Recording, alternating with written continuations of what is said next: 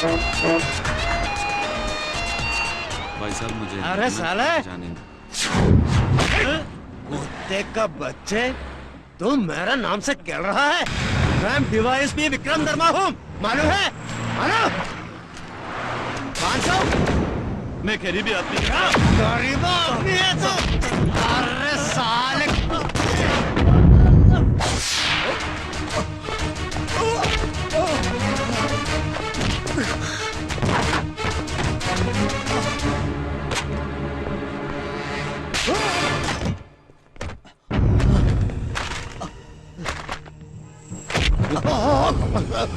പോലീസിന്റെ ചോറും തിന്നേച്ച് നീ ആർക്കടാ ചരച്ചു കൊടുക്കുന്ന പന്ന? ഞാനല്ല, ഐജി സാറ് പറഞ്ഞിട്ടാ ഞാനിത് ചെയ്തത്.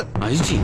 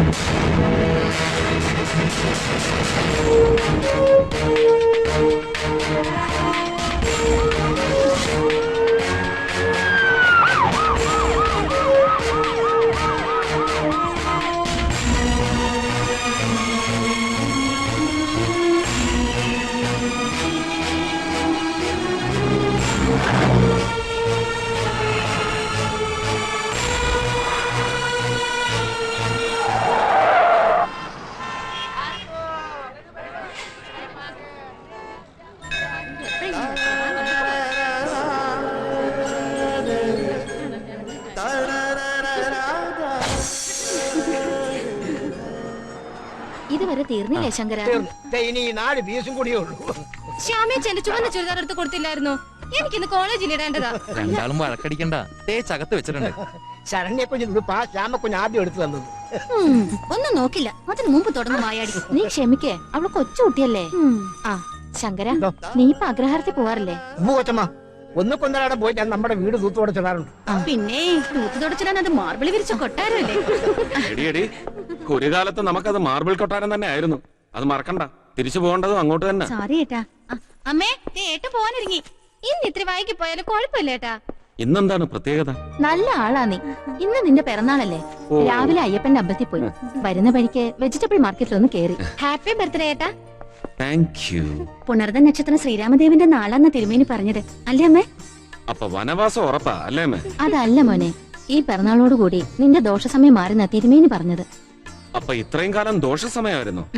എന്നിട്ടാണോ തോക്കും ബോംബും കത്തിയുമായി നിൽക്കുന്നവരുടെ നടുവിൽ നിന്ന് ഞാൻ ജീവനോടെ രക്ഷപ്പെട്ടത്? ഇയാൾ എന്ത് തിരുമേനിയാണെന്ന്. തിരുമേനിയെ കളിയാക്കിക്കോ, ഞങ്ങളുടെ പ്രാർത്ഥന കൊണ്ടാ രക്ഷപ്പെടുന്നത്. അത് ഞാൻ സമ്മതിച്ചു കേട്ടോ. അപ്പൊ ബർത്ത്ഡേ സ്പെഷ്യൽ ബ്രേക്ക്ഫാസ്റ്റിന് എന്താ കഴിക്കാനുള്ളത്? ഏട്ടന് ഏറ്റവും ഇഷ്ടമുള്ള ഇഡ്ഡലി സാമ്പാറും. ഈ കുഴപ്പം പിടിച്ച സ്ഥലത്തുനിന്ന് വേറെ എവിടേക്കെങ്കിലും ഒരു സ്ഥലമാറ്റത്തിൽ നിനക്ക് ശ്രമിച്ചൂടെ മോനെ? ബോംബെ സിറ്റി പോലീസ് കമ്മീഷണർ എന്ന് പറഞ്ഞ ഒരു പ്രസ്റ്റീജ് പോസ്റ്റ് ആണമ്മേ. എത്ര പേരാ ഈ സ്ഥാനത്തിന് വേണ്ടി ചരട് വലിക്കുന്നറിയാം. നമുക്ക് നമ്മുടെ കേരളത്തിലേക്ക് പോയാലോ മോനെ? അതിനൊക്കെ വലിയ രാഷ്ട്രീയ സ്വാധീനം വേണം അമ്മേ. അവർക്കാണെങ്കിൽ എന്നെ ഒട്ട് കണ്ടും കൂടാ. ഇവിടുത്തെ രാഷ്ട്രീയക്കാർക്ക് ഉണ്ണിമന്താണെങ്കിലേ നമ്മുടെ നാട്ടിലുള്ളവന്മാർക്ക് പെരുമന്ത. അയ്യോ, സമയം പോയത് അറിഞ്ഞില്ല. ഹോം മിനിസ്റ്ററുടെ കോൺഫറൻസ് ഉള്ളതാ. ഒരെണ്ണം കൂടി കഴിക്കും മോനെ. വേണ്ടമ്മേ. അപ്പൊ ഞങ്ങള് കോളേജിൽ വിടില്ല? രണ്ടുപേരൂടെ ഓട്ടോറിക്ഷ പിടിച്ചു പൊയ്ക്കോ. ഉച്ചയ്ക്ക് ഊണ് കഴിക്കാൻ വരില്ലേ മോനെ? പിറന്നാൾ ഉണ്ണാൻ എന്റെ അമ്മയുടെ അടുത്ത് വരാതിരിക്കൂ. പിറന്നാളായിട്ട് ശങ്കരനൊന്നും ഇല്ലയോ മോനെ? ഉച്ചക്കിങ് വാ ശങ്കരേട്ടാ, ഒരുമിച്ചിരുന്നുണ്ണാം. ആയിക്കോട്ടെ.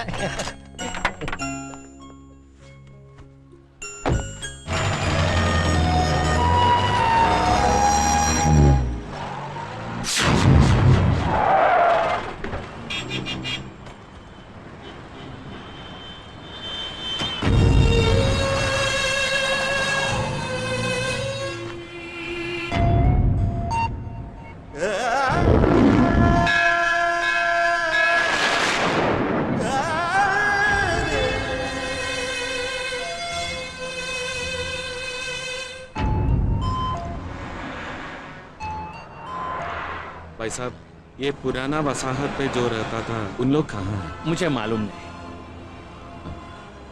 पिछले पुलिस कमिश्नर रमेश शर्मा अब कहाँ रहता है? मैं इधर नया आदमी हूँ साहब।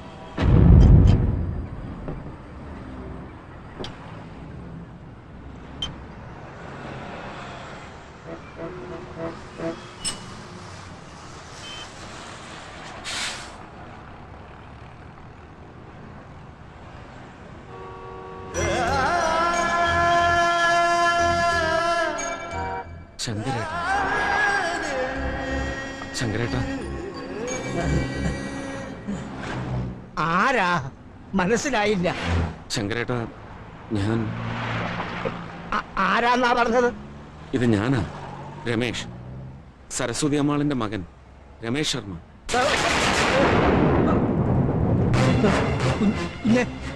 കുഞ്ഞിതെവിടായിരുന്നു? മോൻ മരിച്ചു പോയാന്നും പറഞ്ഞു പോലീസുകാരെല്ലാം കൂടെ ഇവിടെ കൊണ്ടുവന്ന് ശവം അടക്കി തന്നല്ലോ.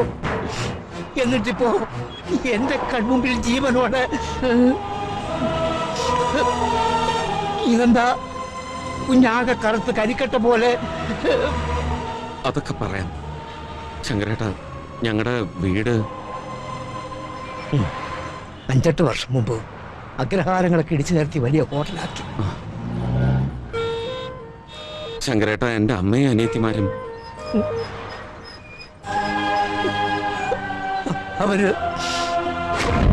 അവരെവിടെ?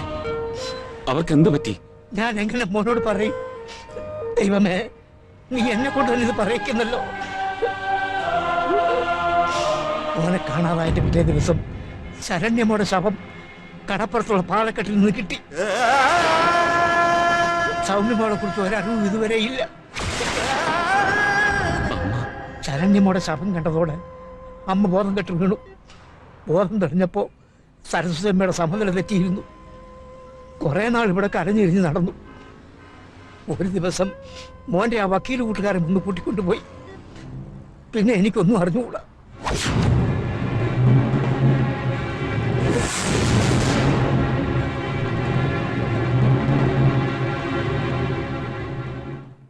ഞാൻ കണ്ടെത്തുമ്പോഴേക്കും അമ്മ തീർത്തും അവശയായി കഴിഞ്ഞിരുന്നു. ആശുപത്രിയിൽ എത്തിക്കുമ്പോൾ ബോധമില്ലായിരുന്നു. ഡോക്ടർമാർ കഴിയാവുന്ന രീതിയിലെല്ലാം ശ്രമിച്ചു നോക്കി. പക്ഷേ ഒരാഴ്ച കൂടിയേ അമ്മയുടെ ജീവൻ അവർക്ക് പിടിച്ചു നിർത്താനായുള്ളൂ. അച്ഛനില്ലാത്ത വിഷമം അറിയിക്കാതെ പൊന്നുപോലെ നോക്കി വളർത്തിയ 3 മക്കളും ഒരേപോലെ നഷ്ടപ്പെടുന്ന ഒരവസ്ഥ ഏതമ്മയുടെ മാനസിക നിലയാണ് തെറ്റിക്കാത്തത്? ഞങ്ങള് നാട്ടിലേക്ക് പോവാതെ ഇവിടെ തന്നെ ഉണ്ടായിരുന്നെങ്കിൽ ഒരുപക്ഷെ അമ്മയെങ്കിലും രക്ഷിക്കാൻ കഴിഞ്ഞേനെ. 98 ജനുവരി 20-നാണ് എൻ്റെ അച്ഛൻ മരിക്കുന്നത്. അതിന് 10 ദിവസം മുമ്പ് അച്ഛന് സുഖമില്ലാന്ന് ഫോൺ വന്നിട്ട് ഞങ്ങൾ തിരുവനന്തപുരത്തേക്ക് തിരിച്ചു. എനിക്ക് നല്ല ഓർമ്മയുണ്ട്. അന്ന് എൻ്റെ ബർത്ത്ഡേ ആയിരുന്നു. രാവിലെ വിളിച്ച് വിഷ് ചെയ്തതിന് ശേഷമാണ് ഞങ്ങൾ എയർപോർട്ടിലേക്ക് പോയത്.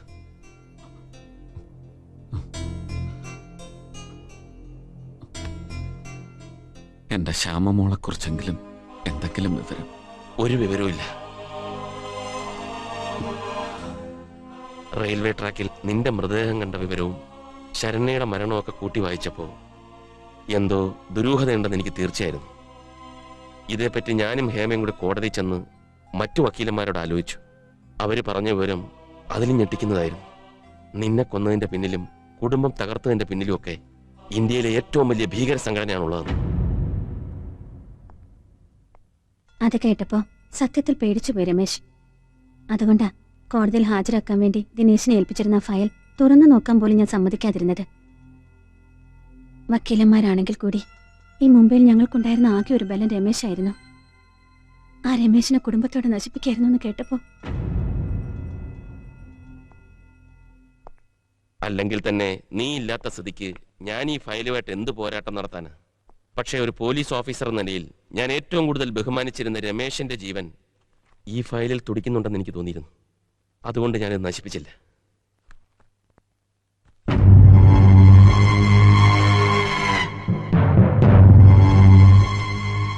ആർക്കും മനസ്സിലാകാതിരിക്കാൻ വേണ്ടി നീ വേഷം കെട്ടിയെന്നാ ഞാൻ ആദ്യം വിചാരിച്ചത്.